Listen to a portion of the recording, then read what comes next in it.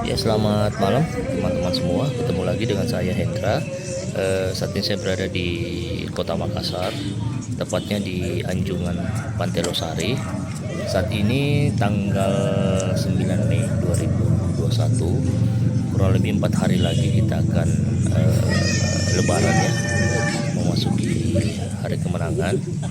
Nah, pada kesempatan ini saya ingin mengajak teman-teman semua menikmati keindahan Anjungan Pantai Losari. Sepintas saya melihat situasinya cukup teratur, cukup tertib, kondisinya bersih, dan pengunjung juga tidak terlalu banyak ya. Kebanyakan warga Kota Makassar yang datang di Anjungan Pantai Losari ini mereka beribadah habis sholat maghrib, dan sebagian juga saya lihatnya lagi berbuka puasa. Nah, teman-teman semua, mari kita menikmati Anjungan Pantai Losari.